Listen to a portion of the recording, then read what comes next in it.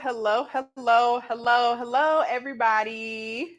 Hello, my name is Terry, and welcome to my kitchen. Thanks so much for being here. Happy Wednesday. Hope y'all are doing well. So, today we have a special show prepared. Well, I have a special show prepared for y'all.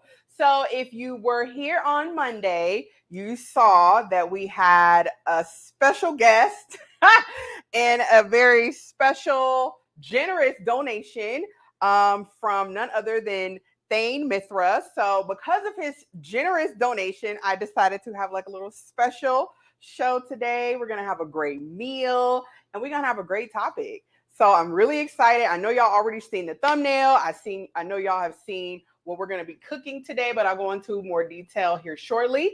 First, I just want to say hello to everyone who is here in the chat because we already have some people saying hello. We got Soraya Christie. She said we lit. Yes, girl, we lit. I already know you excited about this topic because you and I have talked about this a little bit, and I've seen you talking about it on Instagram stories. We have Miss Peach Love. She says, hello, everyone. Welcome in. Please don't forget to hit that like button on your way in. So thank you very much for reminding us that, Miss Peach Love. We got Smoke and Talk in the building. What's up, y'all? Baltimore in the building. Thank you so much. Y'all make sure y'all check out Smoke and Talk's podcast here on YouTube. Smoke and Talk, make sure you go ahead and put your link in the comments so everyone can go ahead and subscribe. Y'all make sure y'all check them out. Who else we got in the building? We got Tasha Robinson. She says, hey, girly. Hello. Thank you so much for tuning in. So definitely, if y'all feel free to comment, have fun in the chat. We like to have a party over here, and we are going to be having a party in this kitchen. So today, in addition to talking about Love is Blind, I'm going to get to that in just a few minutes. But I got to tell y'all what we're going to be cooking today. So if you read the description, I know people don't be reading, and I'll be writing these nice descriptions, trying to get y'all ready for the show. People don't be reading it, but I'll go ahead and explain. So again, on Monday, we had a nice, generous donation from Mr. Thane Mithra. Y'all see his name in the ticker down below. So because of that, I was like, I want to make something really special. Because he was such a generous donation. This was his first time joining the live. So yes, we are going to be making a little different variation of steak and potatoes. Y'all know, because we're talking about Love is Blind, and Love is Blind is about relationships and dating and marriage and all that lovey-dovey stuff. I was like, I'll go with a little theme. We'll do like a little date night dinner for our live meal today. So we're going to be making filet mignon as our steak. And then our potatoes is going to be sweet potatoes. I'm going to roast a sweet potato. And then we're also going to have some sauteed greens on top. We're going to have some spinach and kale. So, of course, we always thinking about cooking for health here. So that meal is actually pretty standard in the world of meal prep. We do meat, potatoes, and a green vegetable. So, but to make it a little bit extra special, and it's been on brand with me here lately. With our steak, we're going to be making a red wine reduction. So I'm going to be using some Cabernet. I love Cabernet. I'm a wine drinker, so I decided why not? Why not? Who else we got here? We got Miss Adora Lewis. She says, I'm here. Happy Wednesday. Thank you so much for joining, Adora. So yes, we're going to have a good time, y'all, and I'm going to get right in and get started.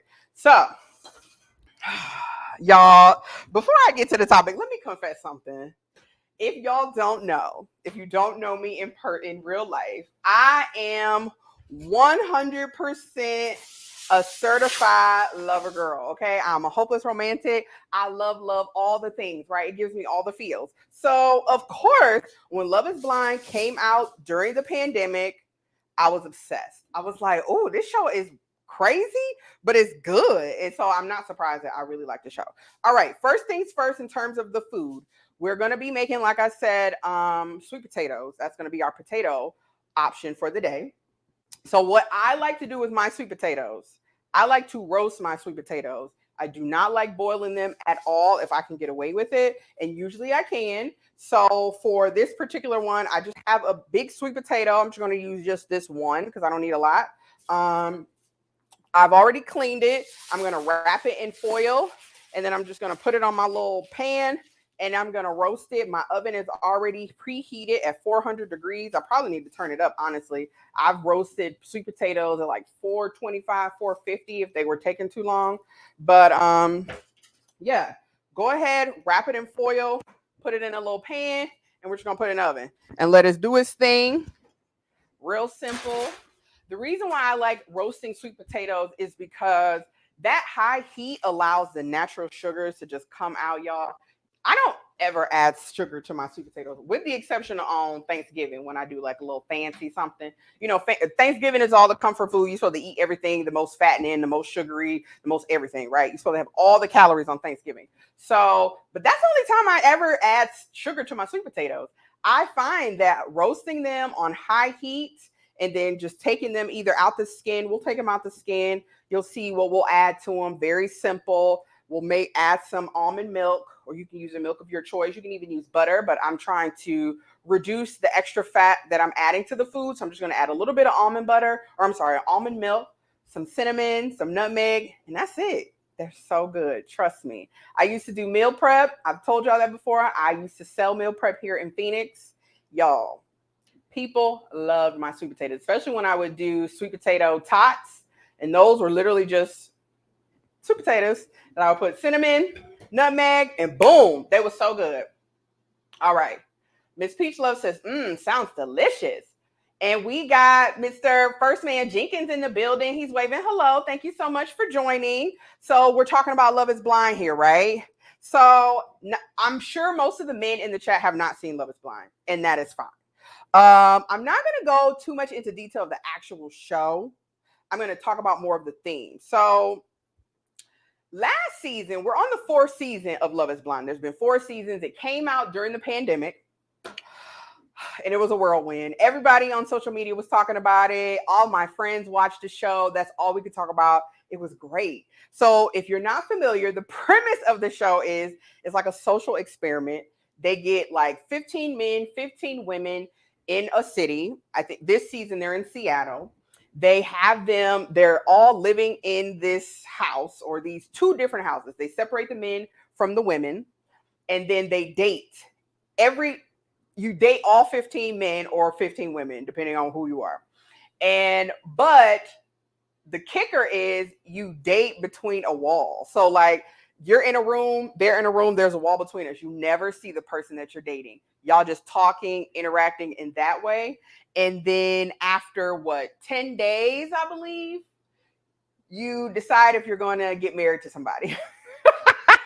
So they're supposed to meet, date within a room with a wall between them, and they meet, they talk, they fall in love, and then typically the man proposes to the woman, and then after they decide they're going to get married, that's when they meet in person. Then from there, they go on like a little honeymoon situation, so they're able to, get a little physical. And then from there, they go back into like the real world. So they give them a house. This season, they're all living in townhouses in Seattle for a few weeks while they're planning their wedding. So it's just like a whirlwind. Literally, you meet, you get engaged, and you marry a person within 30 days. The thing is, this is the thing. They're not required to get married. So it's important to know that. They're not required to get married.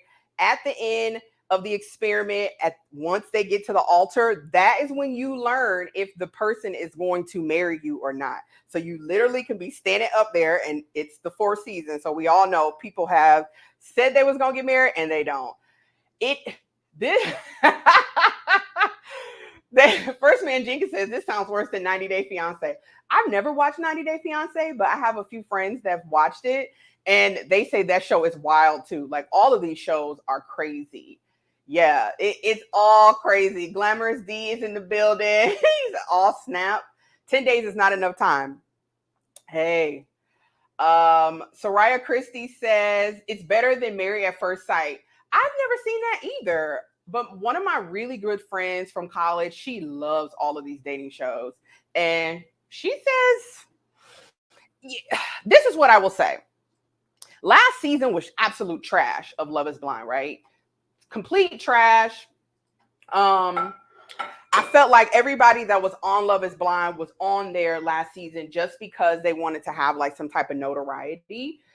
They wanted to be famous. They weren't really looking to genuinely attempt to make a connection with somebody and potentially find their husband or their wife. I feel like everybody was like, "Oh, reality TV," because the first season, the couples that stayed, like Cameron and Lauren, they were very famous because not only were they super cute, they were interracial couples. So Lauren is a black girl and Cameron's a white guy. So all of those dynamics combined with the drama of the show, they're still married to this day and everyone loves them. They're like the famous a couple from the show. There's another couple from the first season that lasted too, but Cameron and Lauren became the fan favorite all over TV. They got a YouTube channel, like everything. So like everyone sees the success that Lord Jesus, Lauren and Cameron had.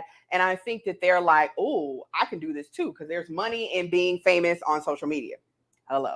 So there we are. So I feel like people really was just kind of coming on there to get the fame and notoriety. They weren't looking for real love. And so that's why I didn't like last season. But this season, there ended up being 5 couples that ended up getting engaged. And this Friday is going to be the season finale. We'll get to see who decided to get married. All right. So before I go any deeper, we're going to season our steaks. We are going to be making fillets. So our beef tenderloin, filet mignon. I got 2 of them. I'm going to season them real simple because, again, we're making a red wine reduction. I also have some mushrooms that we're going to be sauteing up too to go on top. It's going to be real fancy, real cute. So, ladies, you can make this for your little boo on date night because that's the theme of the show. We're doing lovey-dovey things, okay? So I'm going to just season this very simply with some kosher salt on both sides. I'm also going to season them with what's this I have? Garlic and pepper seasoning. I used this a few lives ago. What did I season this? I can't remember, y'all. But I know I used this recently. I got that particular seasoning from Fry's, which is Kroger here. It's the Private Selection brand. And also make sure when you season your steak, you season it well. Don't be scared to season the steak. Beef is a pretty substantial protein and it has a great natural flavor, but it needs salt. Okay. It definitely needs salt. And you really don't need to season beef like over season it. You don't need a bunch of stuff. You can, don't get me wrong. I use marinades and things of that nature, but like you can season a good quality piece of beef, whether it's a ribeye, a T-bone steak, a filet. Honestly, salt, pepper. You can maybe do onion powder, garlic powder. Let it sit there and let the seasoning kind of, fuse into the meat, baby. Let me tell you something. I love me a good quality steak, okay? And what man don't like steak either? So that's why I was like, you know what? We're gonna make something for the lovers today. Because I'm a hopeless romantic. Okay, so back to Love is Blind, y'all. Because no lie, I binge watched this show so I could be prepared for this. So it is fresh on my mind. Y'all gonna get my real opinions. So yeah, Friday is the season finale. We're going to see who gets married. I think this last episode, it was 11 episodes that I've watched in the last 48 hours. And the first couple that was up for marriage, here's a question. I'm not even rooting for this couple. I really don't even like this couple, the husband or the boy or the girl, but whatever. I ain't going to get too deep into it, y'all, because y'all probably haven't watched it. Some of y'all have. First Man Jenkins says, what temperature you usually cook it? I like my steak medium. I will admittedly, I sometimes overcook steaks at home because I be trying to get like a nice crust and I'm like, oh shit, I done cooked it too long. But because we're making fillets today, I'm pretty sure I'm going to have between a medium rare and a medium because I don't want to overcook it. Filet is not a piece of meat you want to overcook. It is very tender. It's very flavorful. It does not require a lot. If you make a filet mignon, however you want to say it, if you make that well done, you taste the rubber. I'm telling you, because it's so thick that like by the time it gets completely done all the way through, it's not appetizing anymore. All right, so I'm just gonna let that sit there. Actually, let me put some of the seasoning on the side of the meat. I'm gonna let this sit here. And if you've ever seasoned up some steaks and just let it get to room temperature, or actually this has been sitting out for a little bit, so it's already room temperature. But if you just let your steak sit, you'll notice that the seasoning starts to like seep into the meat. Oh, it's best to do it that way if you have time. Don't rush. I mean, if we making this for like date night for your bae, either the fellas or the ladies cooking, you want to impress your significant other. So definitely make sure you take your time. You don't rush. Good quality ingredients. And yeah, let's see what First Man Jenkins got to say. He says, same here. Okay, back to the show. Yep. Back to the show. Tasha says, I roast around 425. Keep it simple. Yep. I like to sear my steaks most of the time. Today, I'm just cooking it on the top of the stove, on the cooktop in a cast iron skillet. But usually, I do like to make my steaks in the cast iron, and then I'll put them in the oven to finish the cooking, especially for thick steaks. But again, I'm not going to do all that, or maybe I will. I don't know. We'll see. And then Soraya says medium rare is the best way to go. Absolutely. We can tell we got some real foodies up in here. I appreciate the foodies because I'm a little snobbish with my food sometimes.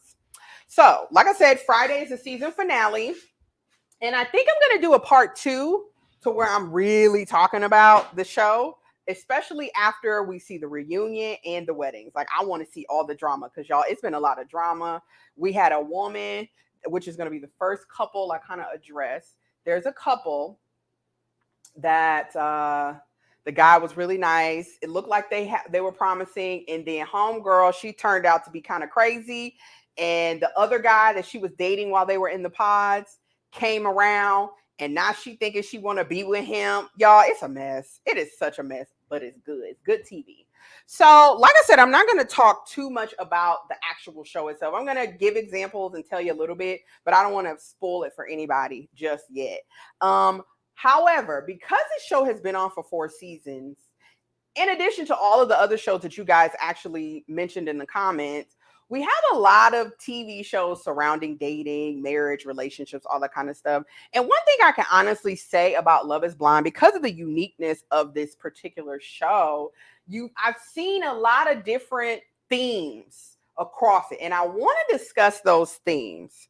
Y'all, my watch is going off. That's why if you see me looking at my watch, it's because I got a notification, okay? I'm not being rude. Okay, so the first theme, which goes into the first couple, that's something I see a lot, and not just on the show, also in real life, but particularly on this show, is this whole toxic love situation, like not ready for like a healthy, genuine love.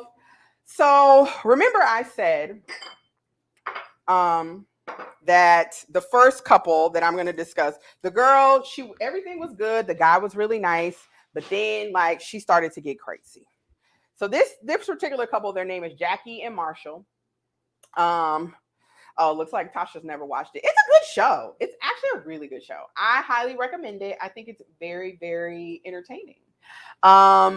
So let's see. I got my lady to go from well done to medium well progress. Look at you. That means you a good man. No. Okay, so Jackie and Marshall, at first sight, they looked great. Both very attractive people. They seemingly wanted the same or similar things out of like a long-term relationship or marriage. Great. But once they got, like, after they got engaged and they started being around each other more, that's when the truth come out. And of course, that's always when it happened, right? Like, that's the thing I notice about this show. It expedites all the issues. So, like, they're in like a bubble, literally in a bubble, being in the pods and all that kind of stuff. Then they go to Mexico or some tropical place, and it's just them. They're able to enjoy each other. If they do, some of the couples, they get intimate really quickly, which, I mean, you done built this emotional connection with somebody, and then you see him and you attracted to him, you already know what's going down. Okay. I can't say I wouldn't do the same thing. So, everything's great. Then they get back to like the city where they live at, and they got to work, and they have their cell phones and social media and family. And it's like, it was almost like instantaneous that I saw like a difference in Jackie. Y'all, wait 1 minute. Wait a minute. I just got a notification. All right. Let's see what it says. So we just got a notification from Mr. Thane Mithra. Another $100 donation from Mr. Mithra. He just leaves the eyes. He looking. I'm assuming he watching. He ninja watching from the clouds. Hello, Thane. Thank you so much for the donation. Really appreciate it. This meal is dedicated to you, sir. Okay. So I am cutting up some shallots because we're going to have shallots in our red wine reduction sauce that's going to go over our filet. So I'm just going to finely chop them into slices, or finely slice it nice. And I'm going to chop up the whole shallot, both sides, because I really want that onion flavor. I also have some mushrooms. It's actually like a gourmet mix. I think it's portobello, porcini, or portobello, cremini, and oyster mushrooms, if I'm not mistaken. Let me double check so y'all know. But if you don't like mushrooms, you can go without the mushrooms. But I love mushrooms.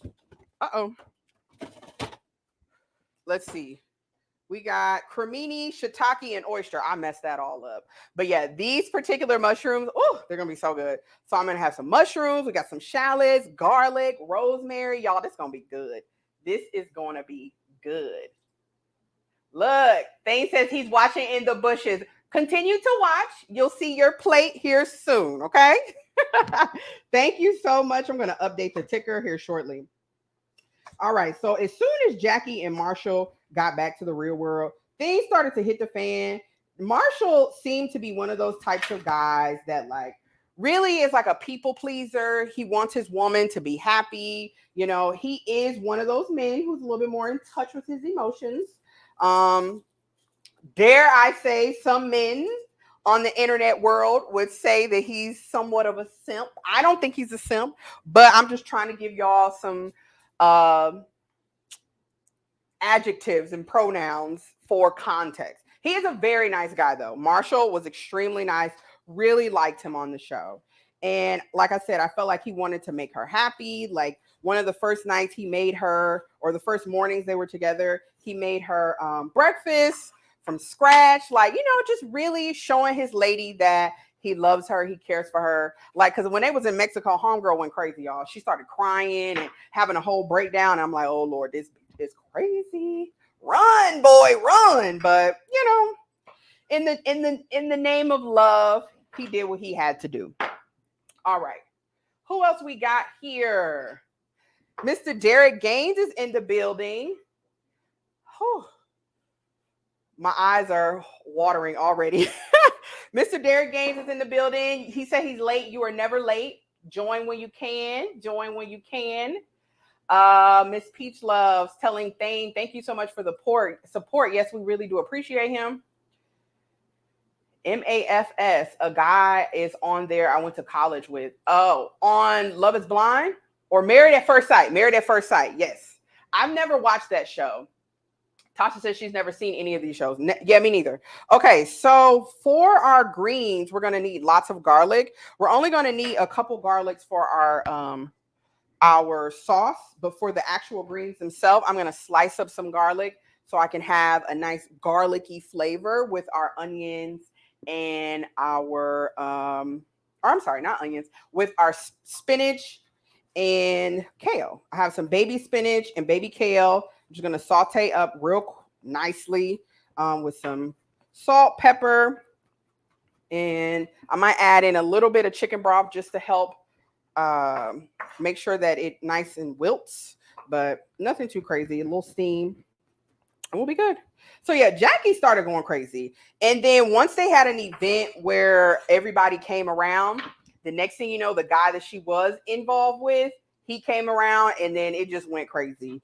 And so I really felt like she couldn't really vocalize what she was dissatisfied with the guy. And for me as a woman, I feel like if you can't tell somebody what you want in your relationship, what's wrong, then like it's almost like you making stuff up in your head. Because literally, as a viewer, and I believe Soraya is watched this show, as a viewer, it was very difficult for me to like take her side and understand why she was frustrated. At one point, she literally told him, like, you need to man up. You need to be more aggressive and be a man and man up. And I felt like she was trying to come at him in a very like combative way, trying to almost like make it seem like she was the aggressor in the relationship or wore the pants in the relationship. And it just didn't make sense. It didn't make sense. And he said it as well. It was almost like she wanted like toxicity because their relationship was fine. Like he was complimenting her. He was validating her every time she had a moment, because baby girl had quite a few moments. Like when I tell y'all, she would just start crying off the cuff, crying and like be super emotional. Baby girl was super emotional, okay? And it didn't really make any sense. So that's why I'm like, I don't know, girl, you kind of tripping. All right. Soraya says she's crazy. She is used to toxic men because at one point in the show, she said something like, it was like she did she say something as if like she wanted him to like be more express, like tell me, show me. Like it was almost like even though he was saying like I love you, he would tell her he loved her. She would never say it to him. But and he wanted to ask, like he asked, how do you feel about me, trying to get more reassurance? Because again, this is a whole experiment. This is not like your normal dating situation. So yes, like you all developed a relationship based on communication. So now all of a sudden you can't communicate. You can't tell me how you feel. We not going into no good situation. She was toxic. My father-daughter times be going long. Ice cream date today. Oh no, you're good. That's so cute. Hope you guys enjoy yourselves today. So I felt like Jackie was very insecure. I felt like she brought in a lot of drama from her previous relationships or previous experiences with men. I want to say she even admitted to the fact that like she's never like had a man be like this nice to her or something along those lines. Like it just screamed to me that like she really was used to like that struggle love, that trauma love situation, like where you always arguing. It's just like this burning passionate love, what people call passionate love, and it's not like intimacy where you guys are just really getting to know each other. It's just like there's too many emotions flying around and it can get kind of unhinged. That's kind of like this how it seemed like she was looking towards. Miss Peach Love says sound like she's a loon. A greedy, needy chick. She was very needy, and then she would get frustrated when he would try to get what he wanted from the relationship, which was really more so her telling him how she felt, or her telling him how she felt. Yes. So I'm going to go ahead and start the preheating process for our cast iron skillet. We're going to be making this steak in the cast iron. When you're cooking with cast iron, make sure that you start with a lower heat. So you want to heat it up at like medium. You don't want to put it on high heat because cast iron holds heat extremely well. And once it heats up, it's very hard to, get it to come down. So just keep that in mind. So yeah, I felt like, and this is not something that is unique to this season. We've seen in previous seasons where a lot of and I hate to say this, I hate to make it a woman thing, but like it does seem like this is a theme that I've seen with women more so on the show and in real life, more so than men, where they having a hard time accepting a man that's just calm and collective and just showing them love. It's like they're used to men who like love bomb them, and then boom, all of a sudden he's like some emotionally abusive dude who's always talking bad about her. But because she's not getting that like in your face, all that kind of stuff, like overly emotional and rah-rah type of situation from him. I think that she is thinking that that's not what love is supposed to be. I don't know. So I felt like that was a huge theme again across all seasons of the show. Looks like Miss Kaya is in the building. I don't see her comment, but hello, Kaya, if you're here. All right, so I see smoke already from our pan. So I'm gonna go ahead. Derek Gaines says some women are used to drama. Being a gentleman isn't fun for them. Honestly, I've seen that. Now that ain't me, y'all. I'm gonna keep it real. Be nice to me. Look, I'm a girl. I don't mind telling y'all a little bit about me.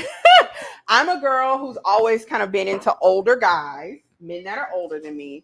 And because of that, I've always experienced nice guys. I've never really experienced guys like talking crazy to me. The one time I experienced a man kind of get reckless with his mouth with me, I was dating somebody the same exact age. And then from there, I was like, "Ooh, baby girl, no, ma'am, I'm good. I'm good. Be nice to me, okay? Tell me I'm pretty. Tell me you think the sun shines out my ass, okay?" All right. All right, so I put in a little bit of olive oil. I'm using our good olive oil, y'all. And that's the sound we want. All right, so I'm going to leave it at this heat because, again, I want us to get a nice crunch on here or crust, but I don't want it to cook too fast because this is a thick piece of meat and we need it to be done enough. I want to get this to at least medium rare to medium if I can. You can actually cook it till about medium rare and then let it sit and it'll continue to cook and get a little bit more done from there. So we're just going to let this hang out here. Let's see what the comments are saying. Kaya says, "Hi, my sis in chat. I'm on break, but listening." Oh, thank you for joining. Thank you, thank you, thank you. I'm looking at the comments and laughing. Sounds like someone we talk about almost daily. Oh yeah, y'all. Okay, if you're not familiar, Miss Peach Love is my real sister in real life.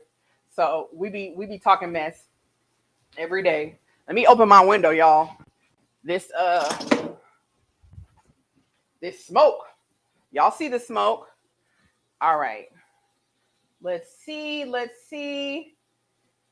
Yes, you're here. It looks like my comments are not coming in as fast. I don't know. There was a Derek says, "Oh, really? I'm 53. Wink." He said, "Hint, hint." Okay, so toxic love and not ready for real or healthy love.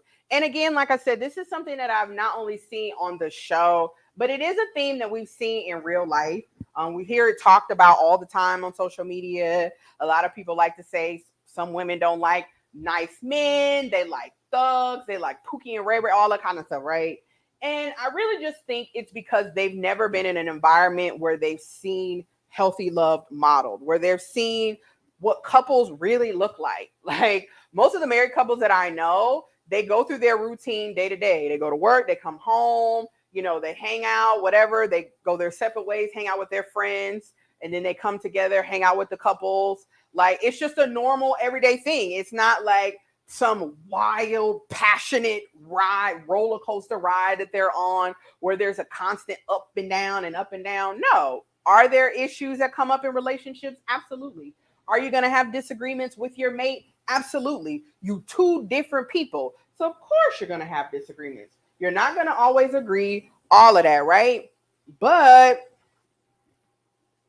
to assume that like the only way a relationship is going to be, last forever, you can't like expect it to just be that wild ride. I don't know. I felt like with Jackie and Marshall, a few of the things that she said to him, it was almost like she has this like fairy tale idea of what marriage is going to look like. And I think that's where she was coming from when she said like, "Oh, you need to be more aggressive and you need to be more passionate and all the other kind of stuff. I really feel like she was on some Disney type stuff. And I know a lot of the fellas have their opinions about women, you know, with this whole assuming that like relationships are supposed to look like a Disney movie. I don't know. If anybody has seen the show, or even if you know of people or seen situations like this, let me know in the comments. We can do a little story time. Ah, I'm done. I am done. All right, let me turn this heat up because it looked like I think my pan is trying to, okay, I'm gonna let that sit there. It's heating up. I can tell. So I'm gonna let this cook for about 3 minutes, 3 or 4 minutes on each side. And then I'll start kind of like flipping back and forth to kind of help it get more done. In the meantime, I'm gonna go ahead and turn on my pan to get my greens started. I'm just gonna do a quick saute with the greens. I'm using, let me show y'all the types of greens we're gonna be using today. I didn't turn the timer on for my sweet potato. We have a sweet potato roasting in the oven. That particular, why does this feel like it's going down? Okay, let me fix that. All right, I'm gonna leave that there. So I didn't put the timer on. We just wrap the sweet potato in foil, and I'll just keep it in there. I'll kind of check on it. You'll know that it's done when it's really soft. And you'll also see like the natural juices start to ooze out of the skin. Woo, it's going to be so good. So for our greens, I'm going to be using baby spinach and baby kale. I'm going to mix the two. Y'all know greens, they cook up to almost nothing. So this is why I got 2 separate containers instead of just getting one with the power greens. I think they have them mixed, but I just decided to get 2 separate containers because I'll make that whole thing and it'll only be enough for one person, unfortunately. Love the yellow romper. Come on, legs. Y'all know I be going in on my leg days. Thank you. Thank you, Miss Peach Love. Team Peterson, hi, my sexy is strong. I'm ninja watching while I'm leading a meeting. Thank you so much for joining. No problem. I appreciate you all being here and supporting me. Oh, speaking of support, let me go ahead and add Mr. Thames. I'm just going to update his total, right? Because Thane been showing up and showing out. So right now we up to 300, okay? 300. All right, I think I'm gonna flip this. Yes. Here, let me put a little bit more oil because we don't have a lot in here. I'm being very mindful of how much oil I'm using. I don't want it to burn. All right. If you want, you can actually cook with butter, but ooh, look at there. That's gonna be good, y'all. I actually prefer using olive oil. Olive oil is a little bit more nutritious for you. It's a healthier fat as opposed to butter.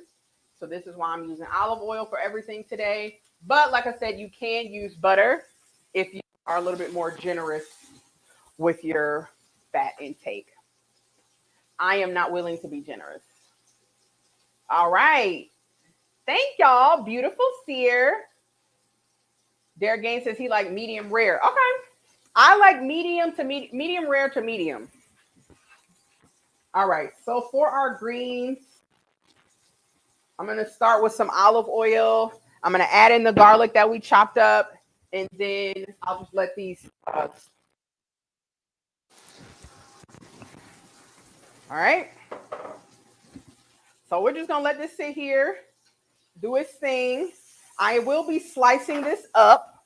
All right. So the second theme of Love is Blind that I have seen, and this is this is something that actually really frustrates me. So this theme, the theme is something that I see across all seasons is basically the single friends or the family members, actually just all friends and family members, like not only giving their strong opinions, but like trying to make the contestant, whoever it is, male or female, like not make the decision to marry them. Now, don't get me wrong. Based on the premise of the show, I absolutely understand why the average mother or father, and friends for that matter, would have reservations. My sister is in the chat right now, Peach Love, and I'm sure if I call her and told her that I went on Love is Blind, met somebody in 10 days, he proposed, and now we getting married in 3 weeks, I'm sure she's gonna be like, girl, what the hell is wrong with you? You don't know this man. You don't know this man. But also, something that I really have a hard time understanding is like, you know your family. I know my sister, I know my brother, I know my nieces and nephews, my child, all that kind of stuff. So like certain things I know that they wouldn't do unless they really felt like this is the right thing to do. And this is something that I feel like most of the family members on this show fail to realize. Like, don't get me wrong. The premise of the show is crazy. Like, who falling in love in 10 days? Come on now. Don't get me wrong. I'm an amazing woman, right? Let me tell you. Let me say that again. I know I'm an amazing woman, but at the same time, I don't expect a man to fall in love with me in 10 days, okay? Because that's just crazy. All right, I'm adding in my spinach and my kale. Turn this down. Don't want this to burn. We got our steaks over there, our sweet potato in the oven, roasting up. I'll have to put my oven mitt on. I'm not my grandmother, so I cannot put my bare hand. I'm not putting my bare hand in there. I've burnt myself too many times in the kitchen. Okay? I don't have no problems with admitting it. Let's see. My sister said, I'm going to talk hella shit. You already know me and my children are going to go in. Yeah, my nieces and nephews, they have no chill. So they would talk hella shit. I'm already like a pretty private person when it comes to relationships and dating anyway. Like, I don't bring men home.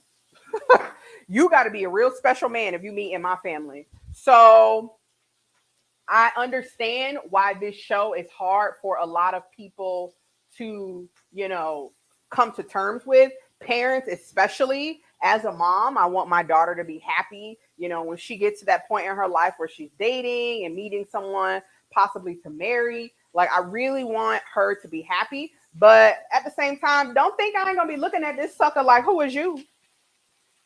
Who is you, boy? I don't know you. And, one of the couples on the show, y'all. So one of the couples on the show, the guy actually proposed to someone else.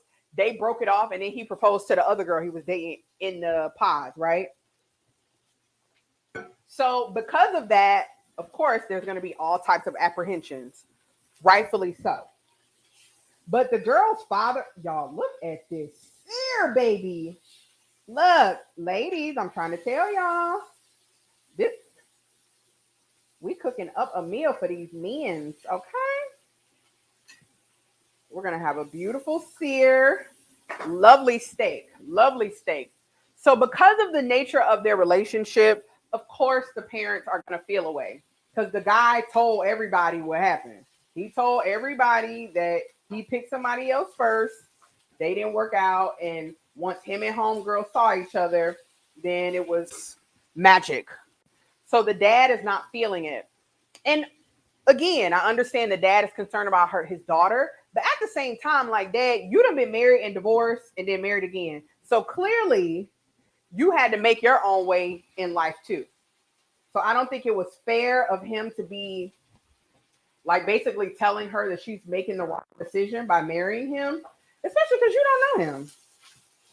You don't know him, and time is not always the indicator that people are who they are. Like, people can put on a front for a long time. All right, I'm gonna leave these greens like so. Let me show y'all what the greens are looking like. This is what the greens are looking like. I don't want them overly sauteed, so I'm just gonna leave them on the heat with the top on and just let them finish that way. The heat is off, but of course this is an electric stove, so it's going to still be warm. See, Soraya watches the show. She said Dad went at it too hard, but he had valid points. He definitely had valid points. Because again, y'all, I'm not marrying nobody after 10 days, after 30 days. I'm not. I believe in love. I'm a sucker for love, all that kind of stuff. But baby girl, let me tell you something. I need to know who you are. Okay. I'm a mom too, so it's a little different for me. So like, I got to know who you are. I got to feel, I'm going to have to know you for at least 6 to 9 months before I'm even entertaining the idea of you meeting my daughter. Like, so I get it, but at the same time, I feel like just family opinions, how important are they? Like, that's my thing. Do I want the man that I'm with, my partner, to get along with my family? Absolutely. My family is relatively close. We're not the type of family that see each other all the time because we all live all over the place. But like, you know, we do get together. You know, my family's opinion is important. I want my man to get along with my family members. But like, I'm dating him. He ain't dating my family. I'm with him. So like, that's going to be my family. I don't know. Like, I think it's a touchy topic. It's a touchy, tricky situation to be in. Family's important, but like, I personally couldn't see myself walking away from potentially the greatest love of my life because a family member didn't like them. Like,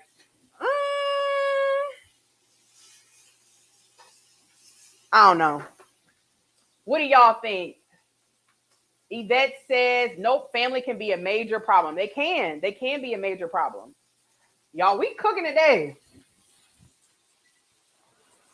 Let's turn the vent on. Let's turn the heat down.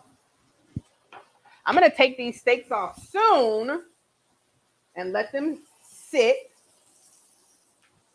I might even put them in the oven with the steak so they can, you know, do a little something. Actually, I will. All right. Let's catch up on some comments. Oh, my sister being crazy in the comments. She's running a background check and checking his resume. Wild. Miss Peach Love, what else she said? She really does not at all. I'll hear about a guy, but she ain't bringing the men to us. No, I am super private, super secretive when it comes to dating. Like, I'll talk about the dude because I can't hold water almost. I won't talk about details of my relationship, but I'll be like, oh, I like him. He's so great. But you got to be special if I'm bringing you around. Yes, girl, FBI check. I'm going to need to know everything. That's real. My sister's wild, y'all. Yes, we said this. Hi. Hello, Muffin. That's my niece. They say fathers knows best. Fathers do. I do think that that's important. And maybe because my dad died when I was 12, my perspective is a little bit different because I didn't grow up in my teen years and in my dating experiences. I haven't had my father. So, yes, I'm sure that has a lot to do with why I'm like, sir, hello. But at the same time, I feel like family opinions matter, but they're not the only opinion that matters. Soraya says, family opinion definitely matters, but they have to be valid. If they're just being nasty, I will not value their opinions. Thank you. Because I do think that, and the reason why, let me turn this off. The reason why I'm having a hard time with this whole family dynamic, especially with this show, is because family and friends, because I feel like at some point, are you being concerned or are you being a hater? Okay. Because one of the girls on the show, her best friend was being the absolute hater. Like, she didn't even know anything negative about this guy. She had just met him and was talking about, nope, he not for you. How you know? Like, that's another thing that I've seen on this show. I've seen it in past seasons too, that the single friends, they meet the guy and then they got all these opinions. And it's just like, a single woman will keep you single. Okay. I ain't trying to be funny, but I feel like if you are a woman dating a man and you look into your friends, not necessarily for advice, but as women, we do talk about our relationships and those types of things. And so you need to be mindful who you talk about your relationship to, because a lot of women, they're not necessarily happy for you. They don't want the best for you because they're not in a happy and healthy situation themselves. So you got to be mindful of that. I have seen it. Okay? We would love our family to like our guy, but grandma always said we ain't got to sleep with him. Long as he keeps his hands to himself and don't try any sketchy behavior, he's safe. And I think that is all that matters. Because I will say, in my dating experiences, like, you got to make your own decisions. You got to make your own mistakes. Yes, we ideally, it would be nice to learn from other people's mistakes, but you got to life on your own. Okay, y'all, I'm going to take these steaks out. Actually, I forgot. I'm going to take the steaks out and put them in this cast iron skillet.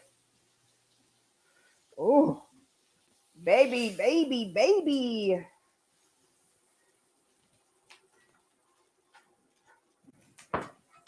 All right. I turn that off for now. There's a little small piece. Oh, I love steak. All right. So this is on a whim what I decided to do, because these are not super done. I'm using some Worcestershire sauce, just a tad, because we're going to be making a sauce here shortly. So just a little bit, few sprinkles. I'm going to leave this in here for just a few minutes. Oh, let me check on our sweet potato, y'all. See what's going on with that.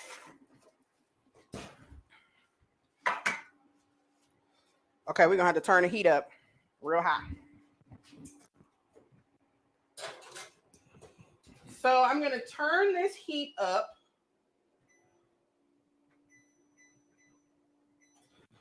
to 450. As the oven is heating up, it's going to keep cooking our steak. So this oven is at 400. I'm going to keep the steak in there for another couple minutes, and then I'm going to take it out so it can rest.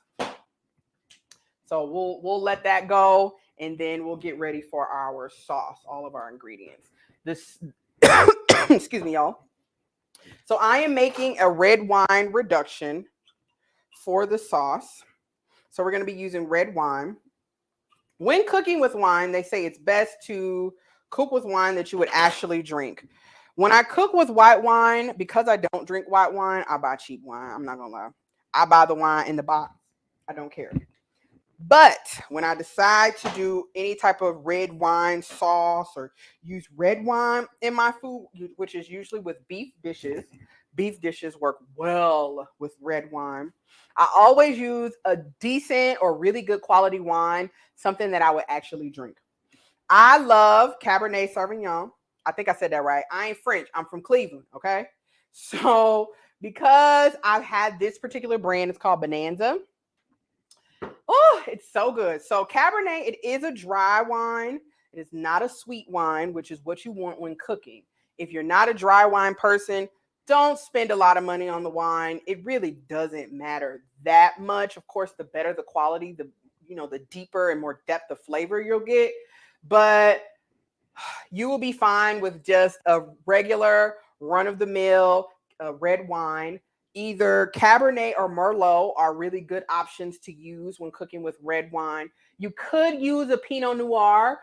That is going to be a little sweeter, just a tad.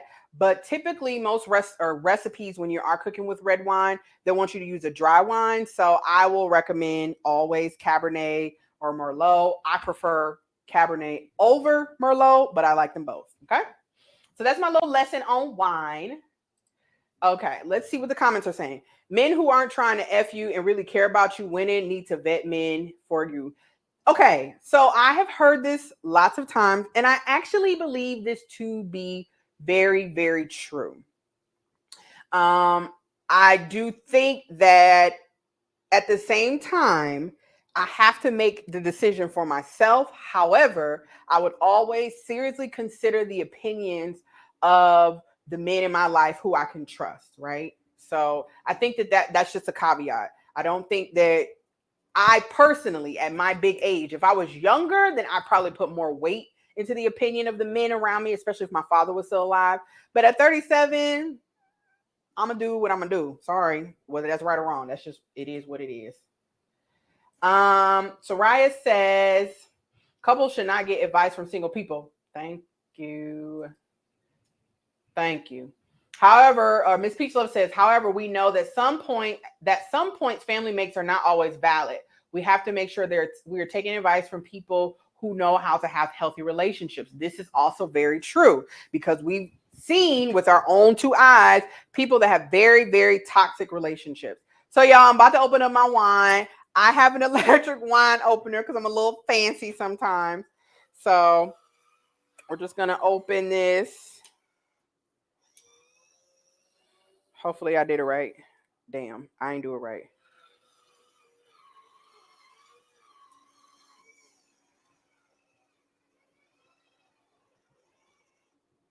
Come on. There we go. There we go. And then you just push the other button and it come out. Isn't that cute? So this is so much fancier than I think I need some new batteries because it sounds like it want to go out. All right. So we have that open. So for our red wine reduction, we're going to be using balsamic vinegar. I'm going to measure out everything. I'm going to make sure I have all things ready because we're waiting on our sweet potato to get done. So we'll chat a little bit more here. So we're going to be using red wine, balsamic vinegar, and beef broth. All right. So we only need about a tablespoon of the red wine, or I'm sorry, the balsamic vinegar. That's going to give like a nice little sweetness to it, a little tartness as well. I'm not a vinegar snob, so I try to buy decent vinegar, but it ain't that big of a deal to me to spend a whole lot of money on different types of vinegars. You do as you please. Vinegars can get a little more expensive depending on what kind you're using. For the red wine, we're going to need a half a cup of red wine, and then we're going to need 3/4 cups of beef broth. So I have some unsalted beef broth. Y'all know I like my unsalted liquids because I like to keep track of how much sodium I'm adding into the food. We're going to be using kosher salt. Let me see. No, I'm not going to use any butter. I'm not going to use no butter. We're also going to be using rosemary. I have some garlic cloves that I'm going to smash up. I'm not going to chop the garlic. I'm going to just smash it up with the back of my hand, or you can do it with the back of a knife, just to kind of break it so we can get some of those natural oils and flavors from the garlic into the sauce. But then we'll be removing the rosemary sprigs as well as the garlic at the end because we just want the nice sauce. Okay. All right. Soraya has a good comment. I'm going to pull it up. She says, when I'm single and my friends ask me for advice, I tell them, you want help on how to lose a man because clearly I can't keep one. Don't ask me nothing. Girl, I tell people all the time, I ain't married. So, I ain't married. Okay. So you take what I got to say with a grain of salt. What I will say this, I'm not going to sit here and act like it's not possible for people to give you good advice no matter their relationship status. However, I think that you should be very mindful of the source, not so much their status, but their mindset. Because I have women that I think are very great, or friends that I think are very great women, level-headed, accomplished women, like they want the best for me, right? But when it come to men, no.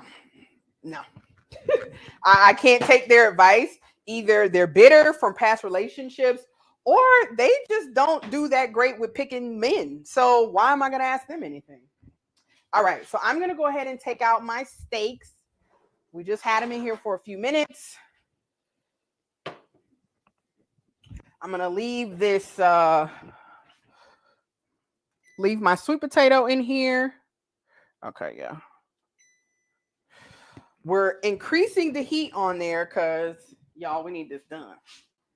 I probably should have started that before the live. I usually start that kind of stuff early. All right. I just want y'all to see the steaks. Just kind of rub them into the. All right. Let me show y'all these steaks because they're going to be nice. Team Peterson had a good comment. All right. These are our steaks. We're going to just sit them back here and let them rest. Let's see. Team Peterson says, single woman give dog shit advice. Never listen. I think it depends. I've had single women give me very good advice that actually turned out to be good advice. They weren't married. They've just had a different relationship experience. And then I've also had single women that I've not necessarily asked them for advice, but they just told me their opinions. And I'm just like, okay, girl, thank you. Thank you. Let's see. Miss Garner says, hey, foodies. Hey, Miss Garner. Thanks for joining. All right, y'all. So that's our sweet potato. It is still in the oven. Let me go ahead and check it. See how much more done it's gotten. Okay. Yeah, this is, we're good. We're good. We're good. We're good. We're good. We're good. All right. So that's going to cook up here shortly. All right. We got Mona in the building, everybody. Hello, Mona. Thank you so much for joining. Make sure y'all check out Mona D's channel here on YouTube. She has 2 channels. So, Mona, please drop your links. We need to get Mona to 1,000 subscribers, y'all, so she can get monetized. So right now, I think she's at like 5 something. So every time I see Mona in the chat, I'm going to remind everyone, if you haven't already, to make sure that you are subscribing to her channels. All right. So today, for those who just joined us, we are cooking up a very delicious meal, a meal dedicated to our stream sponsor from Monday and today, Mr. Thane Mithra. He made a $200 donation on Monday and a $100 donation today. So thank you so much, Mr. Thane Mithra. We are talking about Love is Blind, some themes that we have seen across all 4 seasons of the show.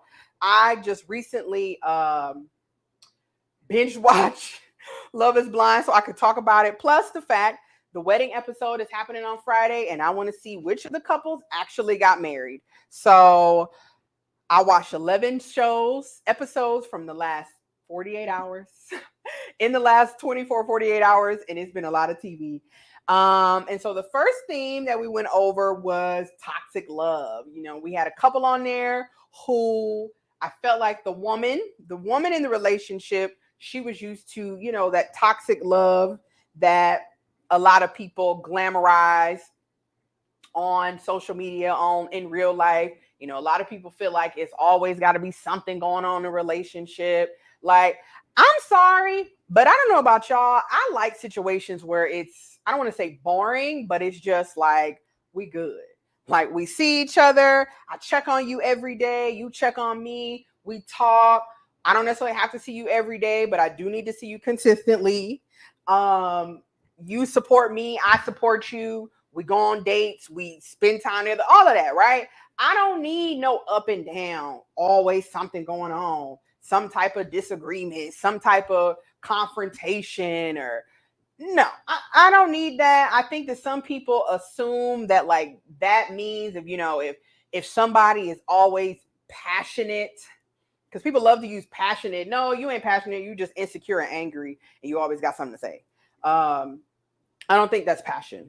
But some people feel like if there's not some type of movement going on in that way in relationships, then it's something wrong. Relationships, actually, in my opinion, the most healthy relationships could be considered boring because it's just a day-to-day with that person. They just live in life. And that person's just another additional person in their life. And that's how I feel like a relationship should be. But unfortunately, we had a couple on the show that they have been experiencing this little toxic love, and now they're no longer together. Then lastly, or the last thing that we're talking about is, the opinions of friends and family. One of the couples on the show, the woman's father had very strong opinions about whether she should be getting married to this gentleman or not. I kind of understand where he's coming from, especially knowing the details of their relationship, how things worked out. And then, but at the same time, I felt like her father was being a little bit too hard in his opinions, because honestly, one, you didn't know the dude, and two, like, sir, you were with her mom for however long, y'all got married and y'all got divorced. So like, you can't, I feel like when people go into it like, well, you never know, 20 days isn't a long enough time to meet somebody, and understood, I would never do it, but at the same time, like, I'm not going to not be with someone because we could possibly get divorced. Everybody could possibly get divorced. Hell, the divorce rate is like 50%. Half of marriages fail. Actually, over half of marriages fail. Okay? They fail. That's the reality of the situation. So get married and try to make it work. That's just my opinion. And then we also, in that same thing, talked about single friends giving their opinions.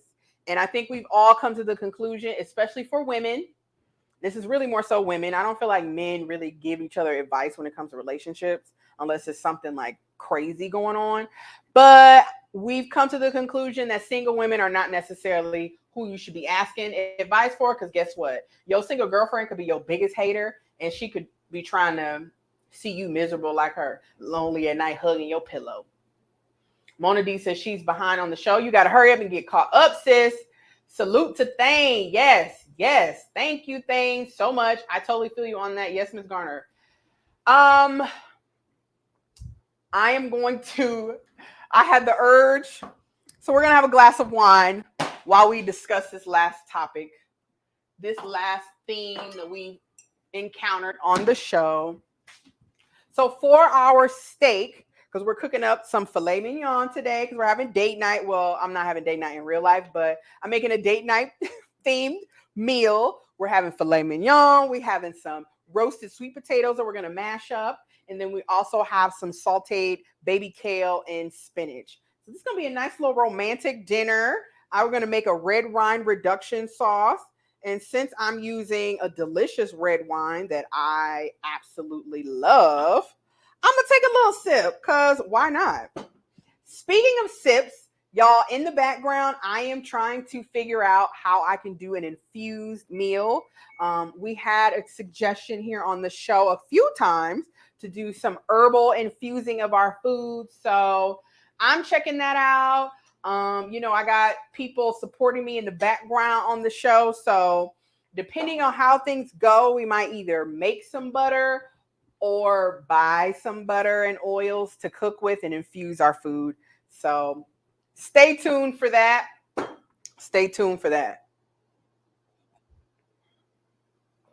Ooh, this wine is good. And one of the reasons why I wanted to use it for the sauce, even though it is dry, it has like you can taste the fruity elements of the wine after a few seconds. I'm not a wine connoisseur, but I'm a foodie and I have great taste buds. So I've told y'all everything that I've cooked here, I have gotten stamps of approval from other people that it tastes good. So trust me when I tell you, try this wine. If you're a dry wine person, try Bonanza Cabernet. It's delicious. All right. So the last theme that I wanted to discuss regarding the show was this desire for perfection in relationships. I feel like this is the biggest theme across all the seasons of the show, as well as in real life. But as it relates to the show, one of the things that I've noticed is that when they're in the pods and they're dating and they're talking to, their potential mate, they've created this fantasy in their head, right? Of what things will look like with this person, not only what the person looks like, but what their life will look like. I know for most of us women, you meet a guy and you have all the warm and fuzzy feelings. You start to imagine what it would be like waking up to him and, being his wife and having his kids and kissing him off to work every day and feeding him and pleasing him, all that kind of stuff, right? At least that's what I think about those types of things. So I know we have those ideas, and then reality comes. And then you start to realize that, like, okay, everything that I hoped for or imagined our relationship would be like is not necessarily the reality. And it's not so much that it's a bad thing, that the reality is a bad thing. I think that we just put a little bit too much emphasis on like this fantasy that we've created in our head. I don't know. Let me know in the comments how y'all feel about it, because I do think that, like I said, this is something that I see a lot of us women do a lot. I can't speak on men because I don't talk to enough men about relationships to know. But I will say with my girlfriends, we every last one of them, for the most part, maybe with the exception of one or two, but every last one of them, every time they meet a guy and things start to get serious, like they literally have this specific idea of how everything is supposed to go. And like the moment that things don't go exactly how they envision, they feel like it's a red flag, or like it's we got to stop the press the brakes, stop the presses, like this is not good. This is relationship is not a good thing. This is not what I want. This is not what I need. Da, da, da. It becomes like a huge thing. And it's just like, hold on. Like, first of all, is what you're expecting really realistic? That's number one. And I've had to come to terms with that myself. There have been situations and times in my life where I'm like, okay, like this is maybe what I feel like should happen, what I want should happen, but is it really affecting the value of our relationship or the goodness of our relationship if these specific things aren't happening? Do I have to have like a certain I'm trying to think of something specific. Let's see. Okay, so I'll keep it real. I'm a little needy, right? Like I'm a Leo, so like I like to be the center of attention with the people that's closest to me. Some Leos, they like to be center of attention for everything. And I guess people could argue that the fact that I have a YouTube channel and I literally talk to a camera for an hour and a half to 2 hours, 3 or 4 times a week, that I like attention. You can argue that, but I really value like the attention and the affection of those that are closest to me. So when I am dating someone, like, yes, I want you to love on me. I want you to tell me I'm pretty and beautiful every day. I want you to make me feel like I am the most beautiful woman in the world, that I'm a princess, and that I am the most perfect person. This is what I want, y'all, right? But that ain't damn realistic. First of all, what man want to be bothered with your ass every day anyway? That's number one. Even for people that are married, like you have a house with multiple rooms for a reason. You don't necessarily have to be up and under somebody 24/7. And of course, the older I've gotten, the more I've realized that I don't necessarily want to be up and under a man every day, all day anyway. Like, I like my space. I like my space. Mona's agreeing. Mona's married, so she can speak. She can definitely speak to this better than I can. I ain't married, y'all. I ain't married. But I don't know. I really do think that like sometimes we have our unrealistic expectations of what the relationship should look like. And then from there, it can take us into a very negative space, assuming and thinking that like, because again, I'm a woman. I know how we are. We overthink everything, right? Y'all, a man do one simple thing that we don't like, and we will take it from A to Z and fill in every letter in between in 5 milliseconds. We have created an entire narrative in our head. And a lot of times it be the furthest from the truth. We're definitely overthinkers. Let's see. Miss Peach Love says, girl, because that mofo here now. Right. You don't be wanting to be around them all the time. You think you want to be around them all the time until that actually happened. And then you be like, don't you got somewhere to be? Go to work. No, I'm just playing. I'm actually like a huge lover girl. I ain't gonna lie, y'all. I said that in the beginning for those who joined the live a little bit later. Like, disclaimer, confessions, whatever you want to call it. I am a certified lover girl. I think love is the greatest thing ever. I'm constantly telling Mona, like on her lives and stuff, like how much I love like the fact that she's married and she talks about her marriage and like the dynamics that she shares. I think love is beautiful. And my favorite genre of love is Black love. So, because of that, I will say this. There is a couple on the show that I think is amazing. They're amazing, amazing, amazing. They actually have a very healthy relationship thus far.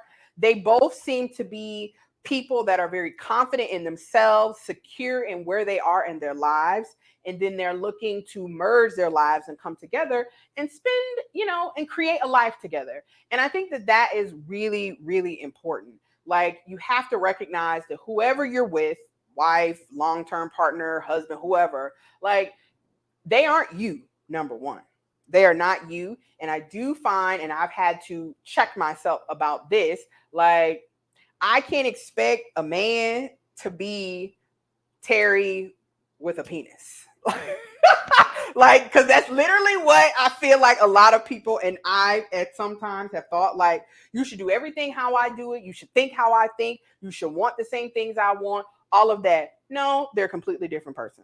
They're a completely different person. And so because of that mindset, I think that is what kind of fuels the whole reality versus the fantasy that you've created in your head. All right, y'all, I'm going to check on our sweet potato, see where that's at.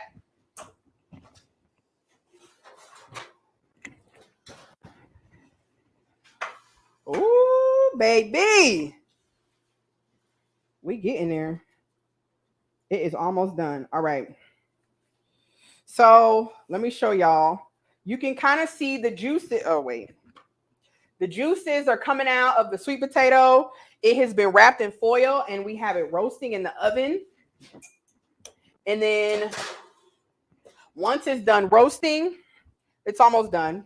Once it's done, I'm going to take it out, break the skin open. We'll put it in our bowl and we're going to mix it up and mash it. All right. Look at the married people in the chat. The married people in the chat. No, ma'am, I need my space. Yvette says, I enjoy my space. You know what? I learned that I enjoy my space as well. I'll just leave it at that. I enjoy my space as well. Mona D says, I love my husband, but I enjoy my me time. Yes, girl. And y'all got kids too. So you need your kids. You need your alone time. Okay? Because being a wife and a wife and a mother, I give him hell. I'm sure. Look, salute to all the men that are in long-term relationships and marriages. I'm going to be one of the few women to admit that we are not easy to deal with. We aren't. We are very spoiled. Most women are. Most of us want what we want without any move, or we don't want to compromise on very much. And that's also something that kind of ties into the theme of desiring perfection. Like we have like this mindset of how everything should be. And we're really not willing to kind of budge on that too much until we are forced to. And then a lot of times I feel like one of the reasons why I have a hard time taking single women's advice is because you'll have people like, well, I'm not settling. Compromising to be with a man who is loving you, valuing you, encouraging you, being that voice of reason for you, being able to be that mirror when you need it. That is not settling. Okay? That is not settling. Now, I ain't saying you just be with any old Joe Schmo, but come on now. Come on, ladies. We got to be fair, okay? We got to be fair. Yvette says, my husband is my child. Look,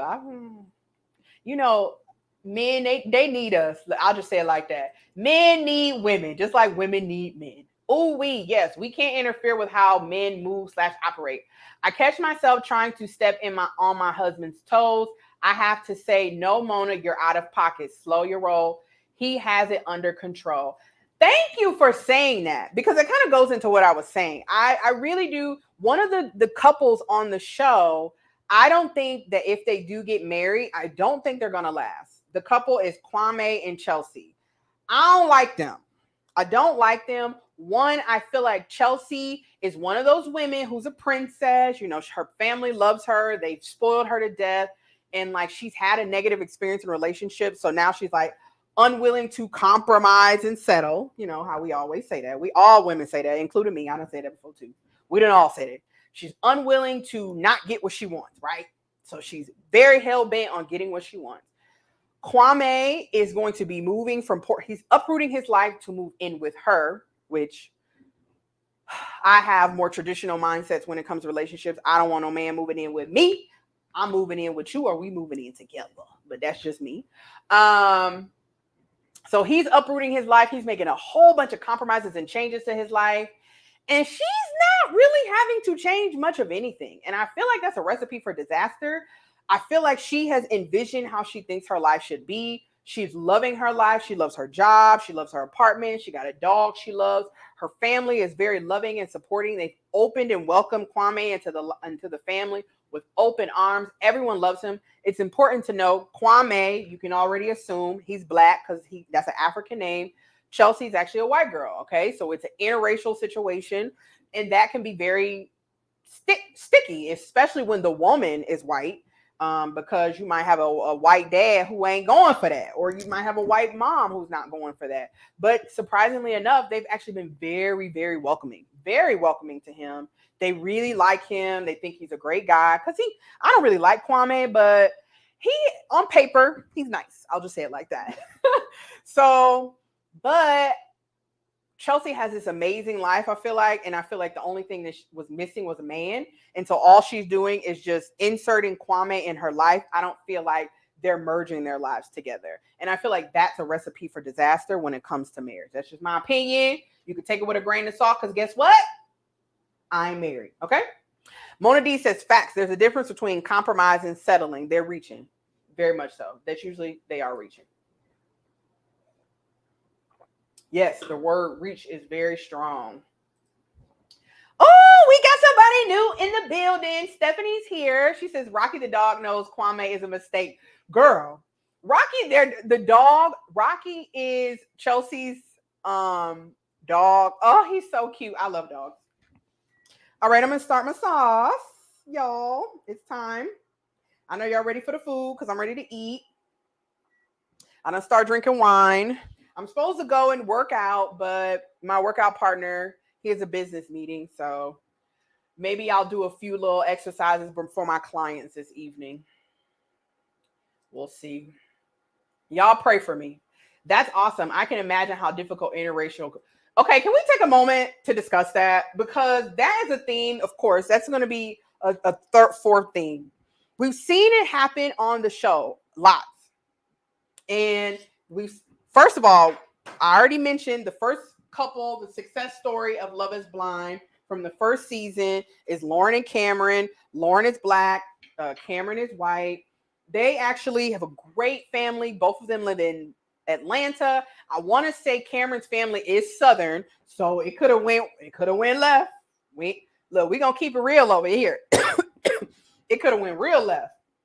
A Southern family welcoming a black girl, that's a big deal, okay? We ain't gonna act like it ain't. So their relationship has done well.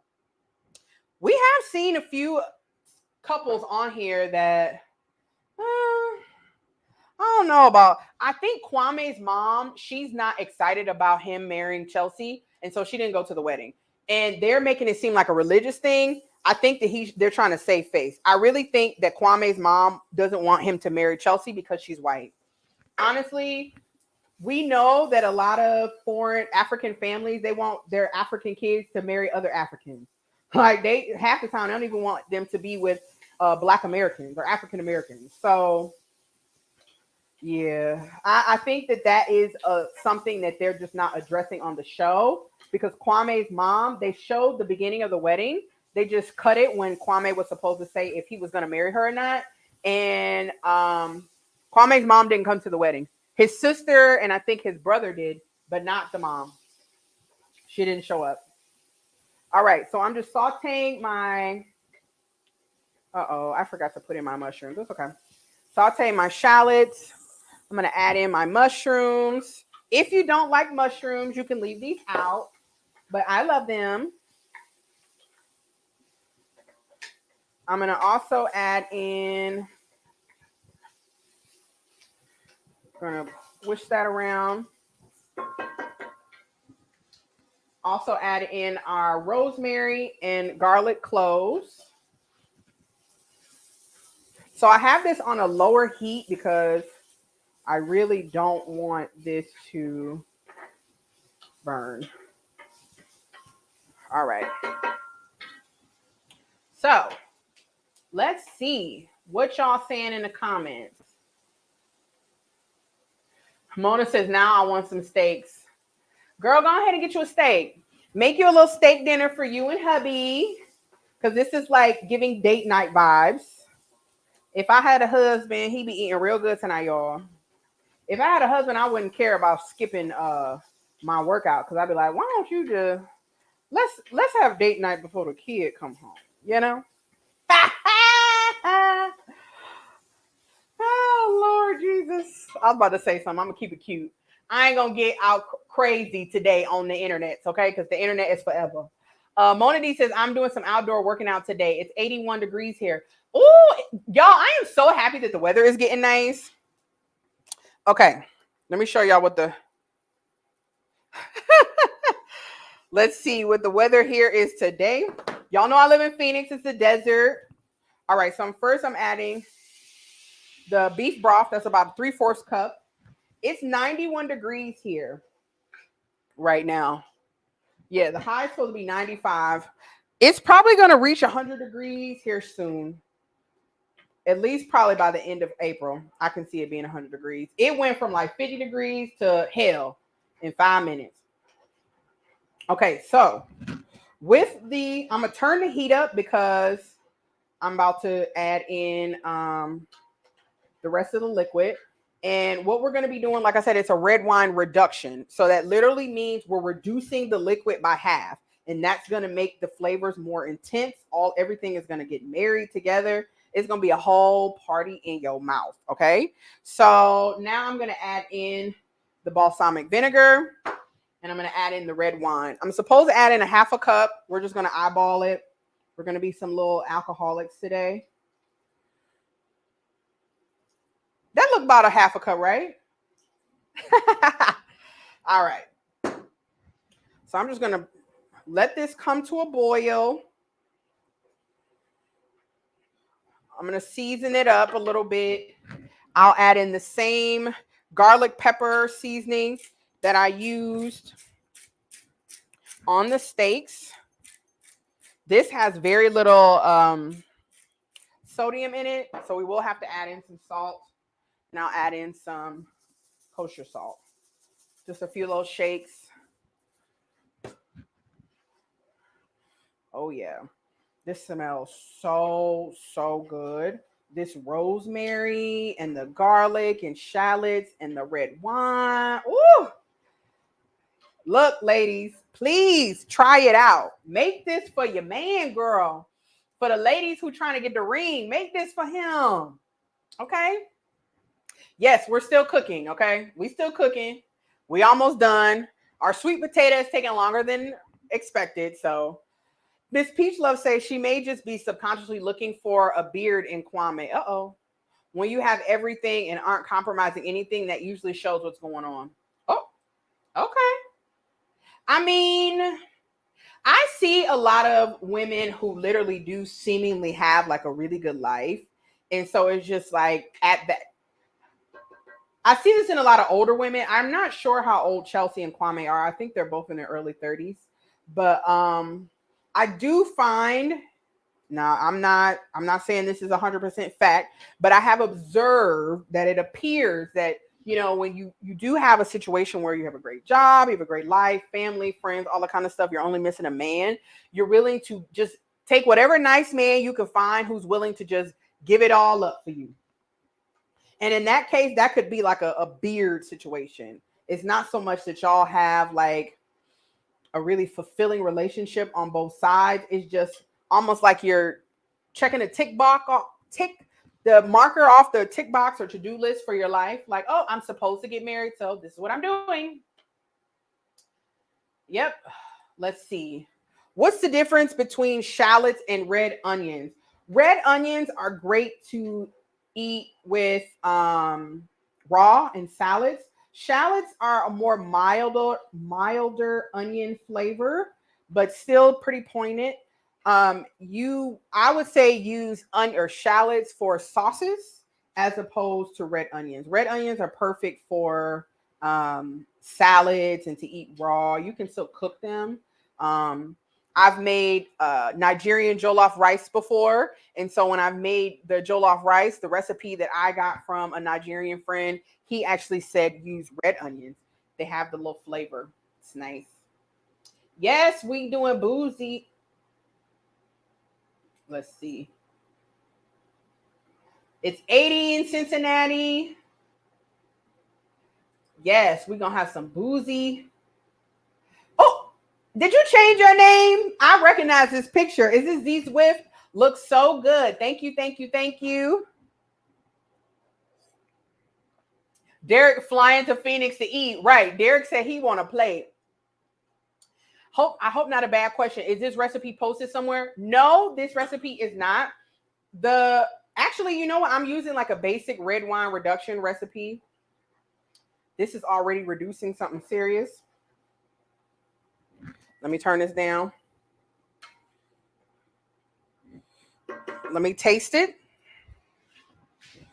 I'm going to take my sweet potato out because we are just about done. Oh my God. Let me turn this off. Ooh, baby. All right, so I'm going to remove the rosemary and the garlic. You see how quick that was? Didn't take long. The sauce has reduced. You can reduce it more, but I don't want to because I don't want to evaporate too much of the sauce.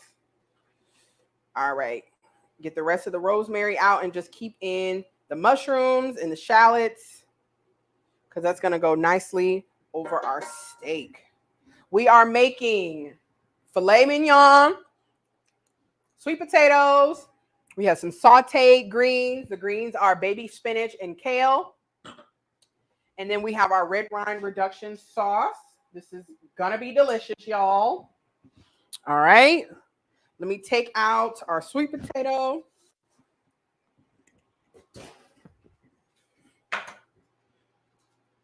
All right. Yes, this sweet potato is done.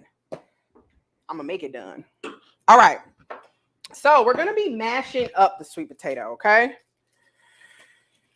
Because the sweet potato has roasted and it's all done.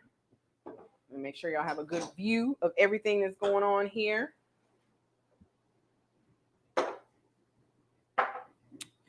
It's going to be pretty easy to maneuver. You don't even need a fork or a knife. You can just open up the skin.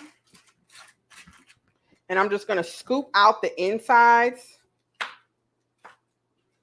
and put it into, oh, this is so hot. So please be very careful because it is very, very hot. And then I'm just going to add this to my bowl. I'm going to be seasoning this up very simple. You can use some butter, but because I like to be mindful of the calories and the macros that I am ingesting, I am not using butter. But to make it a little creamy, I'm going to use my potato masher. To make it a little creamy, I'm going to add in a little bit of almond milk. Like I said, you can use butter or you can even use regular milk if you want to. But I'm just going to add in a little bit of vanilla unsweetened almond milk to help with that creaminess, that texture. Because we want it to be cute. We want to be able to plate this up nice and fancy. Uh-oh. So, mash that up with some almond milk. So, like I said, I'm using vanilla unsweetened almond milk. I like this almond milk. One, it is low in calories. It's only 30 calories for a cup, y'all. So I use this for everything. This is my milk substitute. I try to be milk free because my stomach doesn't like milk anymore, cow milk. So I've developed some type of intolerance to lactose, I guess. And then all I'm putting on the sweet potatoes is a little nutmeg and a little bit of cinnamon. If you desire, you can add in a sweetener, sugar. Um, you can use sugar. You can use monk fruit. You can use brown sugar swerve. I'm keeping it cute. I find that just by roasting the sweet potato on high heat and then adding the cinnamon and the nutmeg is good enough. I don't need anything any sweeter. That roasting really brings out the natural sweetness of the sweet potato. So it, oh God, it smells so good. It smells so good. Okay. All right. We'll take a little taste, see if we need anything additional. This is good. You can, like I said, you can add sweetness. I really don't want it to be too sweet because it's going to come in contact with that sauce that we've made. And so we don't need all that sugar. We don't need all that sugar. All right, we answered that question. Let's see. Is beard a poor thing? I don't know. Well, I know. I don't want to go there. I know people say beard for men that don't necessarily date women, but they haven't expressed to the world that they don't date women. We'll just say it like that. So I know that has been what a lot of people would consider like a beard, maybe. I don't know. All right. I'm going to put in a little bit more cinnamon. Mix this up, and then we're going to be good here. So if you want this to be more or less textured, you can use like a handheld mixer. You can use an immersion blender. I don't mind the texture of this. Mashed sweet potatoes, if you haven't had sweet potatoes mashed, are going to be a little bit more textured than like a regular sweet potato. But of course, if you add, the more butter and things of that nature you add, the more it'll break down. Of course, if you cook it even longer, the longer you cook it, the softer it'll be. And that'll also help it be even more like creamy. That's good enough. I want a little bit more nutmeg. Woo! This is good, y'all. This is coming together nicely. All right. Next thing we're going to do is cut our steak, and then we're going to plate because it's almost time to eat. Our steak has been resting for quite a while.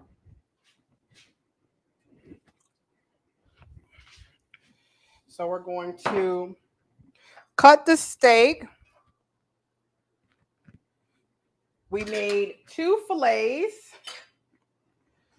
Filet mignon. Did I say that right? Sometimes I feel like I have a speech impediment. Okay, so I'm going to slice the steak. Oh, it's cooked perfectly. I am going to slice the steak. Oh my God. And this crust on the outside. And then it's not too underdone. It's like perfect for me. This is like really like a medium steak. Oh, thank you, Jesus. So, y'all, I'm so excited about this meal. I love steak. Then we're going to put in our, okay. Oh my God. Ooh, child. Okay. Woo. Alrighty. So I'm going to fix this up really cute for us. Because remember, this meal is dedicated to Mr. Thane Mithra. Thane has been so generous and has blessed the channel not once, not twice, but 3 times. He has sent 3 $100 cash apps. So we definitely appreciate him. So I'm going to start out by putting in a mound of potatoes at the bottom. I'm gonna try to act like I'm in like a little nice little restaurant, you know. Then we're gonna add our greens. Add our greens. So our greens are just some sauteed spinach and kale with garlic. All right. Then I'll add in some of our beef on top. Uh-oh. I want my beef to stay together. All righty. Oh, this is so cute. Remember, we eat with our eyes, right, y'all? We eat with our eyes. So you want to make sure it's real cute. Get that together. Baby! Look, if this don't get the man, I don't know what will. Remember this date night meal now, y'all. If he don't love this, he don't love you, girl. Okay? Forget him. Don't take my advice. I'm single, remember? All right. So now, first, I'm going to just get some of the sauce.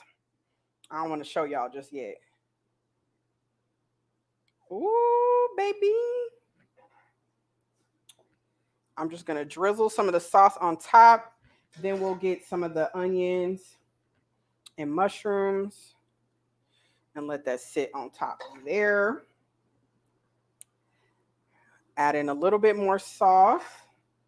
This is why I didn't want too much sweetness in the sweet potatoes, because it'll soak up some of the sauce too. If you don't want to try sweet potatoes, you can use like a white potato or like a red potato. You can do like regular potatoes if you don't. All right.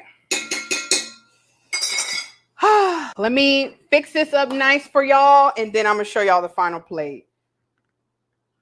Because we're done. We are done, and it is time to eat.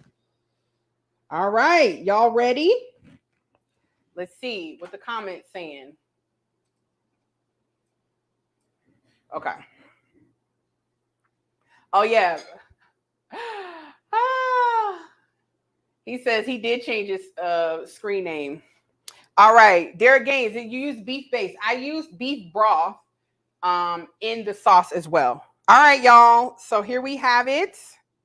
We have our date night meal, our filet with a red wine reduction over sauteed greens and mashed sweet potatoes. Look at there. This is a beautiful meal. Beautiful meal.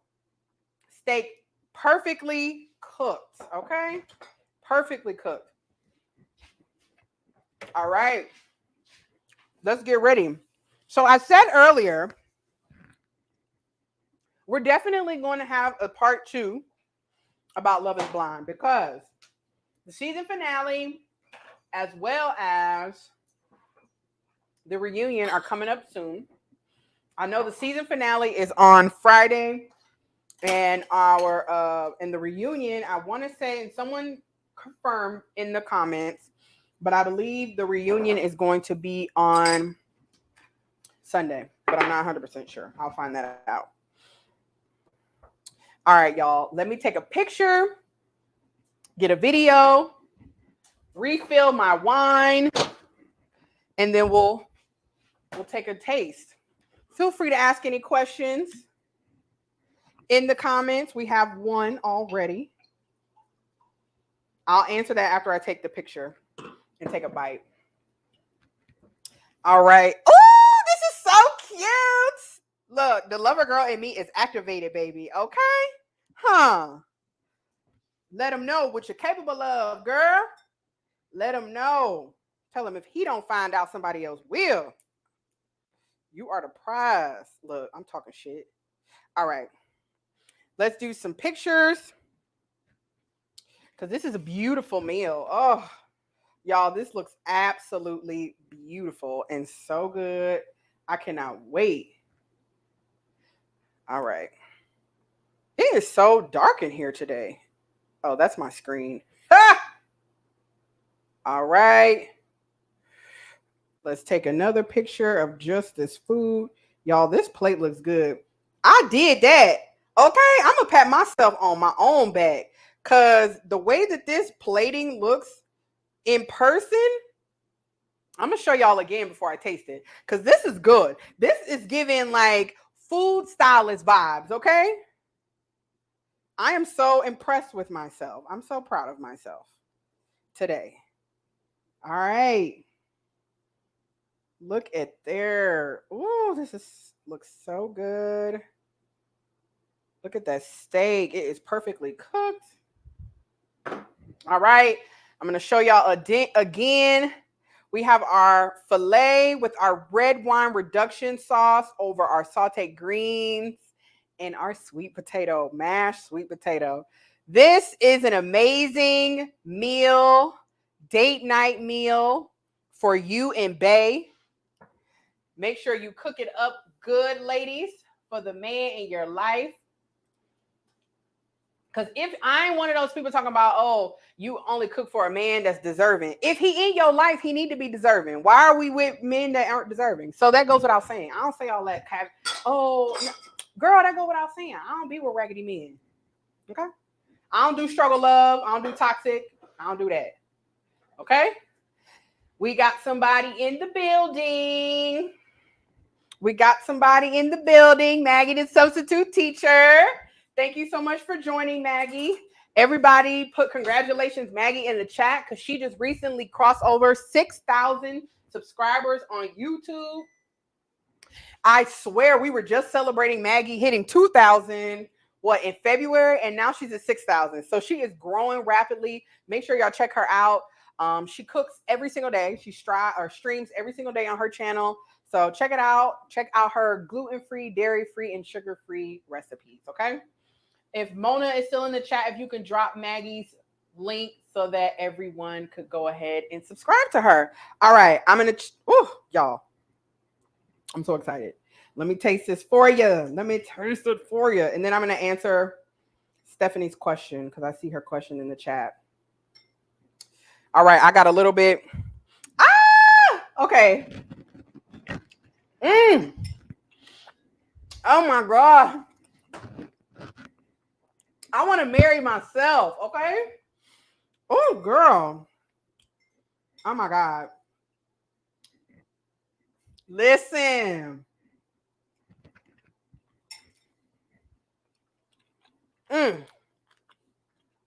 We just got another notification from Maggie, the substitute teacher. She's in the $5 Cash App. She says, another perfect plate. Thank you so much, Maggie. I love Maggie, y'all. I'm a huge supporter of Maggie, a huge fan of Maggie. And she's like a mentor to me, so to speak. So, yes, congratulations, Maggie. Yes, Maggie hitting 6,000 and the Wives Club hitting 1,000 on their way to monetization. That's a huge, huge accomplishment. So thank you. Or congratulations. And thank you, Maggie, for all of your support. I really appreciate it. All right. So Stephanie asked, I'm going to be stuffing my face at the same time, y'all. I can't stop eating this. Sorry. Plus, I'm hungry. What are your predictions on who is saying yes? Okay. So I've already told y'all about Kwame and Chelsea. I don't think that Kwame is going to say yes. And the reason why is because it's really bothering Kwame that his mother is not at the wedding. I already said Kwame is, Kwame's African. His family is Ghanaian. And Chelsea is American. She's white. I really think that the reason why Kwame's mom is not there, they're saying it's for religious reasons. I really think she is not comfortable with the fact that this is an interracial relationship. And I've seen it happen several times, not just with, American Black couples, but African Blacks as well. Everybody. We all know every culture, every ethnicity, every race, we got old school people that believe that you marry who look like you. I ain't here to talk about that. All I'm saying is I don't think they're going to get married. And I think that is the reason why Kwame's mom is not there. My favorite couple, Brett and Tiffany. I think that they will say yes. They're going to get married. I hope that the other couple, the girl Bliss and Zach, I think that's his name. Is it Zach? Bliss and Zach. That's the guy who proposed to someone else, then called it off and proposed to the other girl. I actually really like them.